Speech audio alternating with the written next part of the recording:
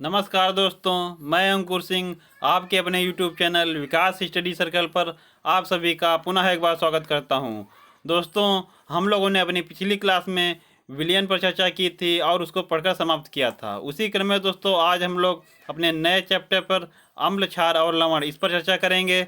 यह भी दोस्तों आप लोगों की आने वाली आगामी परीक्षाओं की दृष्टि से बहुत ही महत्वपूर्ण रहने वाला है, इसीलिए आप लोग इस वीडियो को भी अंत तक जरूर देखें। और दोस्तों वीडियो को लाइक करें, चैनल को सब्सक्राइब अवश्य कर लें। चलिए दोस्तों वीडियो को प्रारंभ करते हैं। अम्ल, क्षार और लवण। तो अम्ल दोस्तों एसिड। अम्ल क्या है? एसिड जो है, एसिड शब्द की उत्पत्ति जो है एसिड शब्द से हुई है, जिसका शाब्दिक अर्थ है खट्टा।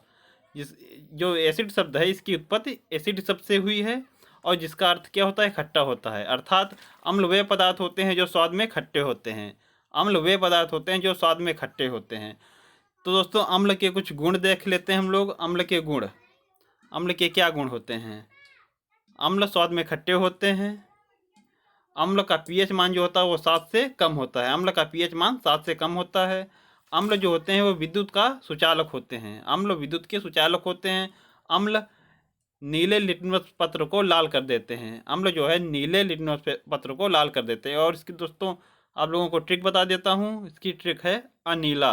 आ से अम्ल, नीले लिटमस को लाल। आ से अम्ल हो जाएगा, नी से नीला हो जाएगा और लाल से लाल हो जाएगा। तो अम्ल नीले लिटमस पत्र को लाल कर देता है। और दोस्तों यह अम्ल जो है मिथाइल ऑरेंज को भी लाल कर देता है। मिथाइल ऑरेंज को भी लाल कर देता है। और दोस्तों जो अम्ल होते हैं वो धातुओं से क्रिया करके हाइड्रोजन गैस मुक्त करते हैं। अम्ल जो हैं धातुओं से क्रिया करके हाइड्रोजन गैस मुक्त करते हैं।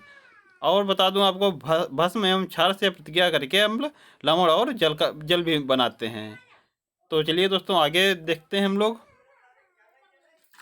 अम्ल जो हैं सभी प्रकार के रासायनिक यौगिकों को उनके विशिष्ट गुणधर्म के आधार पर उनको 3 भागों में बांटा जाता है। जो ये रासायनिक यौगिक हमारे हैं इनको हम लोग 3 भागों में बांटते हैं। वो कौन कौन से हैं? रासायनिक यौगिकों को 3 प्रकार से बांटते हैं। इनमें से एक है अम्ल है, दूसरा क्षार है, तीसरा लवण है।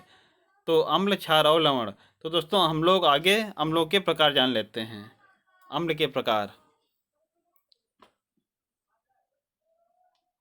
अम्ल के प्रकार दोस्तों, अम्ल का जो हम लोग 3 प्रकार से हम लोग को विभाजित करेंगे। पहला है जो हमारा ऑक्सीजन एवं हाइड्रोजन की उपस्थिति के आधार पर अम्ल। तो दोस्तों यह हमारे 2 प्रकार का होता है। पहला नंबर ऑक्सी अम्ल और दूसरा हाइड्रा अम्ल। पहला जो है ऑक्सी अम्ल है, दूसरा हाइड्रा अम्ल है। दूसरे नंबर पर दोस्तों हम लोग हाइड्रोजन आयन त्याग करने के आधार पर जो है इनको 2 भागों में बांटते हैं।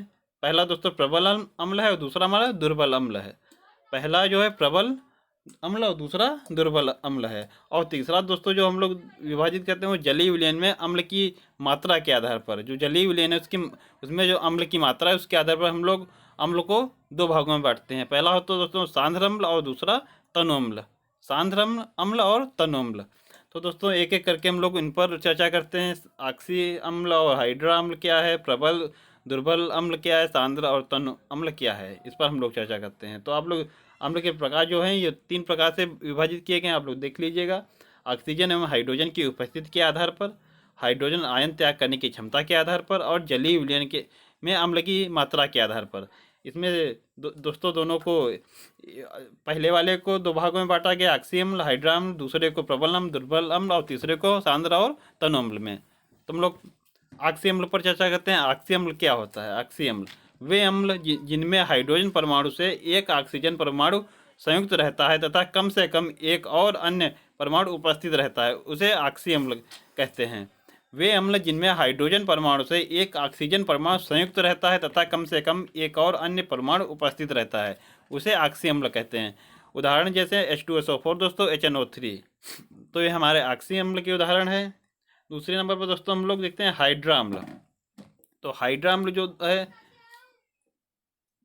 दोस्तों, हाइड्रा अम्ल जिस अम्ल में ऑक्सीजन नहीं पाया जाता, जिस अम्ल में ऑक्सीजन नहीं पाया जाता है, सिर्फ हाइड्रोजन पाया जाता है, उसे हाइड्रा अम्ल कहते हैं। हाइड्रा अम्ल वह है जो जिस अम्ल में ऑक्सीजन नहीं पाया जाता है, सिर्फ हाइड्रोजन पाया जाता है, उसे हाइड्रा अम्ल कहते हैं। जैसे दोस्तों उदाहरण हमारा HCl, HCN, HF। तो दोस्तों इसमें नोट हम लोग देख लेते हैं क्या है। अम्ल में सामान्य रूप से पाया जाने वाला तत्व कौन सा है? हाइड्रोजन है। अम्ल में सामान्य रूप से हाइड्रोजन पाया जाता है। तो दोस्तों आगे हम लोग देखते हैं हमारा तीसरा प्रबल अम्ल। प्रबल अम्ल या दोस्तों हाइड्रोजन आयन त्याग करने की क्षमता के आधार पर हमारा है प्रबल अम्ल। पहला प्रबल अम्ल, तो दोस्तों जो प्रबल अम्ल है, ऐसे अम्ल जो जल में पूर्ण रूप से आयनीकृत हो जाते हैं उन्हें प्रबल अम्ल कहते हैं। जो ऐसे अम्ल हैं जो जल में पूर्ण रूप से आयनीकृत हो जाते हैं उसे प्रबल अम्ल कहते हैं। जैसे HCl, H2SO4 और HNO3 ये हमारे प्रबल अम्ल हैं। और सभी प्रबल अम्ल जो हैं वह विद्युत अपघट्य भी होते हैं। जो सभी प्रबल अम्ल हैं हमारे, जैसे HCl, H2SO4, HNO3 ये सभी विद्युत अपघट्य भी होते हैं। तो यह चीज़ आप लोग नोट कर लीजिएगा, सभी प्रबल अम्ल विद्युत अपघट्य भी होते हैं।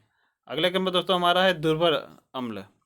तो दुर्बल अम्ल ऐसे अम्ल जो जल में आंशिक रूप से ही आयनीकृत होते हैं, फलस्वरूप कम मात्रा में हाइड्रोजन आयन देते हैं, दुर्बल अम्ल कहलाते हैं। ऐसे अम्ल जो जल में आंशिक रूप से ही आयनीकृत होते हैं, फलस्वरूप कम मात्रा में हाइड्रोजन आयन देते हैं, हमारे दुर्बल अम्ल कहलाते हैं। और दोस्तों जो प्रबल अम्ल हैं वो जल में आंशिक रूप से जो आयनीकृत होते हैं वो हमारे दुर्बल अम्ल हैं, और जो जल में पूर्ण रूप से आयनीकृत हो जाते हैं वो हमारे प्रबल अम्ल होते हैं। तो ये चीज़ आप लोग ध्यान रखिएगा, प्रबल अम्ल जो हैं वो जल में पूर्ण रूप से आयनीकृत हो जाते हैं, और जो दुर्बल अम्ल हैं वो आंशिक रूप से आयनीकृत होते हैं। अगले क्रम पर दोस्तों नोट हम लोगों का है सभी कार्बनिक अम्ल हैं या दुर्बल अम्ल होते हैं। जो सभी कार्बनिक अम्ल होते हैं या हमारे दुर्बल अम्ल होते हैं, और सभी जो प्रबल अम्ल होते हैं वह विद्युत अपघट्य होते हैं। ये जो आप लोगों को मैं नोट लिखकर दे रहा हूँ यह आप लोग विशेष रूप से ध्यान रखिएगा, क्योंकि परीक्षा में यही प्रश्न सीधे पूछ लेगा कि दुर्बल अम्ल और प्रबल अम्ल क्या होता है। अगले क्रम पर दोस्तों हम लोगों का है सांद्र अम्ल। सांद्र अम्ल, तो दोस्तों सांद्र अम्ल जो है वह अम्लीय विलयन जिसमें अम्ल की मात्रा विलायक के तुलना में अपेक्षाकृत अधिक होती है, सांद्र अम्ल कहलाता है। वह अम्लीय विलयन जिसमें अम्ल की मात्रा विलायक के तुलना में अपेक्षाकृत अधिक होती है, सांद्र अम्ल कहलाता है। तो अगले क्रम पर दोस्तों हम लोगों का तनु अम्ल। ये दोस्तों हम लोगों का जो तीसरे नंबर पर जलीय विलयन के में अम्ल की मात्रा के आधार पर ये दोनों सांद्र तनु अम्ल हैं हमारे।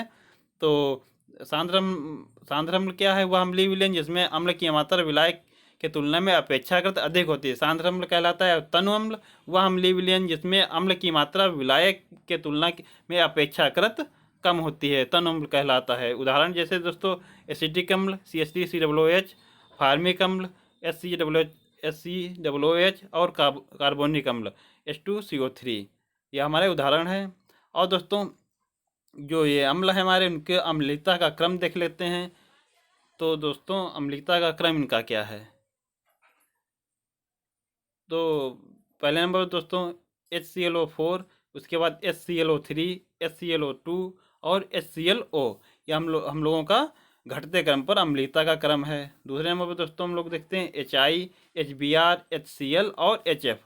दोस्तों आप लोगों को ये चीज़ परीक्षा की दृष्टि से आप लोगों के लिए बहुत महत्वपूर्ण है, क्योंकि प्रश्न सीधा क्रम देकर आप लोगों से प्रश्न पूछ लेगा कि इसमें अम्लीयता का क्रम जो घटते क्रम में या बढ़ते क्रम में लगाइएगा। तो इसको आप लोग बहुत ही बारीकी से, बहुत ही ध्यान देकर इसको पढ़ना आप लोग।